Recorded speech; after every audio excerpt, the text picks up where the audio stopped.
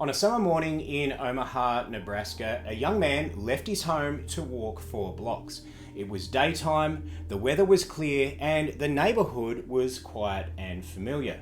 But, very sadly, he never ever arrived. It's midnight somewhere, and tonight I have a story for you.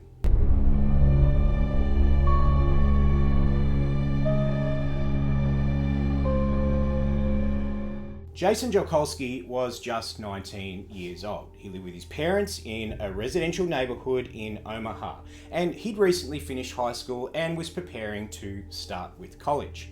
By all accounts, Jason was very reliable, he was considered quiet, and he was also very routine orientated. He didn't disappear often, he didn't miss commitments, and he never left without telling anybody where he was going. Now, on June 13th, 2001, Jason woke up and got himself ready for the day. He had plans, he was starting a new job that morning, and his mother offered to drive him, but Jason declined.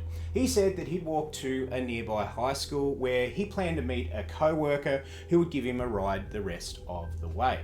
The walk was quite short, it was about 4 blocks to the high school, and he left the house at approximately 10 a.m. And very sadly, that was the last confirmed sighting of Jason Jolkowski. Now, the route that Jason took was considered very ordinary. There were sidewalks, there was single family homes, there were front lawns, there were no highways, there were no isolated or spooky or dodgy areas, and there was no wooded paths on his route to that high school. And he would have passed houses where people were wide awake, with their windows drawn open, with their cars in driveways, in a proper suburban type environment.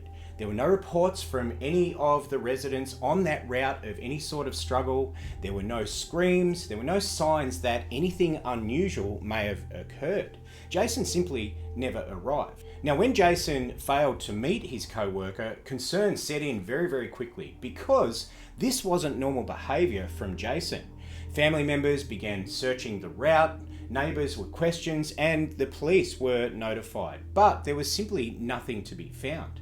There were no dropped belongings, there were no witnesses who saw Jason change any sort of direction and go off another way, and there was no evidence that he ever made it beyond that walk. Now, investigators canvassed the area extensively. They knocked on doors, they reviewed possible alternate routes that Jason may have taken, they considered accidents, crimes, and they also considered if maybe Jason might have disappeared through miscommunication. But Jason's disappearance left no footprint. There was no phone activity, there was no financial activity, and there was no confirmed sightings of Jason. It was as if that he had stepped out in the morning and then never ever stepped back in. Now, what makes this case so difficult isn't what happened, it's more so where it actually happened. Jason didn't vanish in the wilderness. He didn't disappear at night. He didn't even leave town. He vanished in broad daylight in a suburban neighbourhood over a distance that should have only taken him minutes to reach. There was no interruption, there was no alarm, there was just complete absence. Now, years passed. Searches continued and tips came in, but very sadly, none of the tips ever led to anything or any sort of lead that gave any sort of indication of where Jason was. Jason's family never ever stopped looking, and no explanation fully accounted for how somebody could disappear so completely from such an ordinary place. And to this day, very, very sadly, Jason Jolkowski has never ever been found. There's never been any evidence of where he went, why he disappeared, or what happened during those few short blocks. The case remains completely unresolved.